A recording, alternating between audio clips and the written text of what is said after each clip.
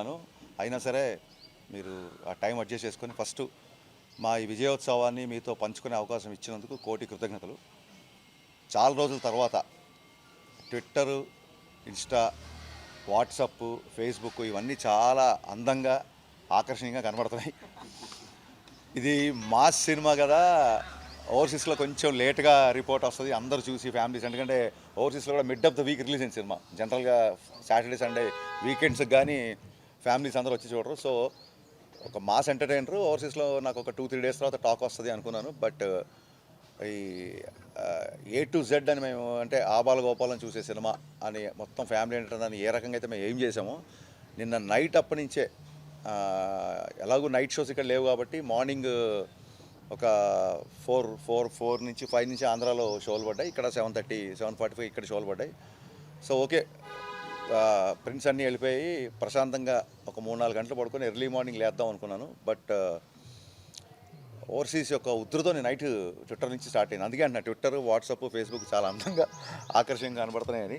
నిన్న ఈవినింగ్ నుంచే అదే నైట్ నుంచి స్టార్ట్ అయిపోయింది అక్కడ. ఎందుకంటే అక్కడ యూఎస్లో ఈవినింగ్ షో స్టార్ట్ అయ్యి బిగినింగ్ నుంచి నేను ఏం చెప్తున్నానో అదే రిజల్ట్ రావడం అనేది చాలా చాలా చాలా చాలా సంతోషంగా ఉంది.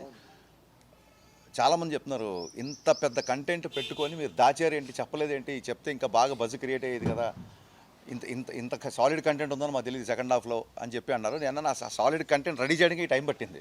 అది రెడీ చేయకముందు ఆ కంటెంట్ ఉందని ఎలా చెప్తాము? సో మాకున్న పరిస్థితులలో సినిమా 19వ తారీఖు కల్లా రిలీజ్ అయిపోవాలి, థియేటర్లో ఉండాలంటే మనం చెప్పినట్టు ఒక 3 రోజుల ముందు ఓవర్సీస్ ప్రింట్లు పంపాలంటే మాకు 16వ తారీఖే డెడ్ లైన్. 16వ తారీఖు కల్లా రెడీ చేయాలి. ఈ రెడీ చేయడానికి తమన్ అండ్ టీం, అలాగే మా ప్రొడక్షన్ టీం, మా చందు గారు, మా డైరెక్షన్ డిపార్ట్మెంటు, మా ప్రొడక్షన్ రాంబాబు గారు, శ్రావణ్, సతీష్, సత్య, అందరి పేర్లు చెప్పాలి, బాబు, వీళ్ళందరూ అన్నపూర్ణ స్టూడియోలో వంతుల వారీగా అంటే ఒక ముగ్గురు నైట్ అంతా ఉంటే ఇంకో ఇద్దరు 2 అవర్స్ పడుకొని వచ్చి మళ్ళీ 2 అవర్స్ చూడండి మన సరిహద్దుల్లో కాపలాగాసే సైనికుల్లాగా పనిచేశారు నిజంగా. వాళ్ళందరికీ అఖిల్, రవి, అభి, గురు, అందరి డిపార్ట్మెంట్లో ఉన్న హర్షి, లోకేష్, వీళ్ళందరికీ నేను చేతులెత్తు. బాబీ గుండెకేం చెప్పాను కదా, బాబీ అయితే అసలు 1 అవర్ కూడా పడుకోలేదు. సో 16th ప్రింట్స్ రెడీ చేసి పంపించడమే ఈ సినిమా యొక్క పెద్ద సక్సెస్ అండి. ఆ రకంగా ప్రీపోన్ చేసినా సరే పంపించగలిగాం. That is the biggest success first. అందుకే ఓవర్సీస్లో మేము అనుకున్న అన్ని చోట్ల షోలు పడ్డాయి. అది చాలా పెద్ద సక్సెస్. అక్కడి నుంచి మొదలు పెడితే నేను డే 1 నుంచి చెప్తున్నా, నేను తీసేది కమర్షియల్ ఎంటర్టైనర్. పవన్ కళ్యాణ్ గారిని ఒక ఫ్రీ ఫ్లోన్ స్టార్ట్ చేశారు ఇప్పుడు ట్విట్టర్లో, కొత్త పదం. పవన్ కళ్యాణ్ గారి స్వాగ్, పవన్ కళ్యాణ్ గారి హిస్ట్రియానిక్స్, పవన్ కళ్యాణ్ గారి ఒరిజినల్ DNA, ఆయనకు ఉండే ఒక ఫ్రీ కరిజ్మాటిక్ బాడీ లాంగ్వేజ్ ఏదైతే ఉంటుందో ఇది చాలా సంవత్సరాల నుంచి మిస్ అవుతుంది. నేను ఇదే చూపించబోతున్నా. నేను కమర్షియల్ ఎంటర్టైనర్ తీస్తున్నా అని చెప్పే కమర్షియల్ ఎంటర్టైనర్ తీసా. నేను ఏ రోజు ఒక కళాత్మకమో లేకుంటే ఇంకో కళాఖండమో తీస్తున్నా అని చెప్పలేదు. సో దయచేసి ఎక్కడన్నా కొంతమంది అందరి అభిప్రాయాలు తీసుకోవాలి కాబట్టి కొంతమంది ఫస్ట్ హాఫ్లో ఒక సీన్ కొంచెం స్లో ఉందన్న ఇంకోటన్నా, నేను బిగినించి అదే చెప్తున్నా. ఒక హై రావాలంటే ఒక లో ఉంటుంది. ఒక చీకటి వచ్చినప్పుడే వెలుక్కి అందం, ఒక పగలు చూసినప్పుడే రాత్రికి అందం, లేదా రాత్రి తర్వాతే ఉదయానికి విలువ. డెఫినెట్గా ప్రీ ఇంటర్వెల్ వరకు సినిమా అలా చిన్న ఒక చైల్డ్ ఎపిసోడ్లో హీరో క్యారెక్టరేషన్ ఏంటి, హీరో ఇంట్రడక్షన్ ఏంటి చూపించాం. చైల్డ్ ఎపిసోడ్కే అబ్బాయి యాస్టీస్ పవన్ కళ్యాణ్ గారిలాగా ఇమిటేట్ చేశాడు.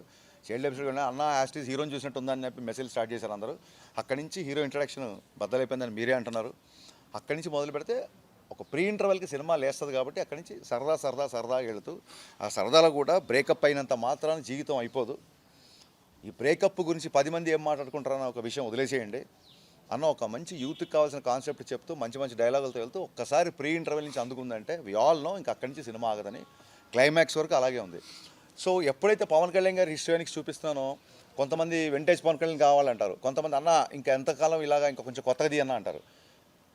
పూర్తిగా సినిమాని సమగ్రమైన దృష్టితో చూసేవాళ్ళకి చెప్పాల్సిందంటే చాలా చాలా చాలా కొత్త పాయింట్. జనరల్గా తెలుగు సినిమాలో విలన్ అనగానే మాఫియా డాన్లో, బ్యాడ్ పొలిటీషియన్లో, ఫ్యాక్షనిస్ట్లో ఇవన్నీ మనం చూసేసాం. అలా తీసిన తప్పని కాదు. ఫస్ట్ టైం ఎవరు నాకు తెలిసి హిందీలో టచ్ చేశారు కొంతవరకు, బట్ ఫుల్ ప్లెజ్డ్గా చెప్పలేదు పాయింట్. ఫస్ట్ టైం సమకాలీన సమస్య డెమోగ్రాఫిక్ చేంజ్ అనేది, అది అస్సాం అవ్వచ్చు, వెస్ట్ బెంగాల్ అవ్వచ్చు, ఉత్తరప్రదేశ్ అవ్వచ్చు, చాలా చోట్ల ఒక డెమోగ్రాఫిక్ చేంజ్ జరుగుతోంది. ఇల్లీగల్ ఇమిగ్రెంట్స్ యొక్క ఎఫెక్ట్, దాని మూలంగా మన మన మన పౌరుల నుంచి మిస్ అయిపోతున్న ఆధార్ కార్డులు, మన దగ్గర నుంచి మిస్ అయిపోతున్న ఓటర్ ఐడి కార్డులు, ఇలాంటివి ఎలా జరుగుతుందో మీరు పేపర్లో చూడండి, యూట్యూబ్లో చూడండి. ఈ తాలూకు సమస్య అనేది తీవ్రత ఉంది కాబట్టి దీన్ని మేము టచ్ చేసాం. It is a very very very contemporary and అందరం కాన్షియస్గా ఉండాల్సిన సమస్య. ఈ సమస్యని ఇందులో డిస్కస్ చేయాల్సి వచ్చింది. అట్ ద సేమ్ టైం ఎక్కడో మనందరం ఇండియన్స్, మనకు రీసెంట్గా జరిగిన పరిణామాలు ఎక్కడో మనని ఒక చిన్న బాధకు అసంతృప్తిగా గురి చేస్తాయి కాబట్టి మన ఆడపడుచుల నృత్య తిలకం తీసిన సందర్భం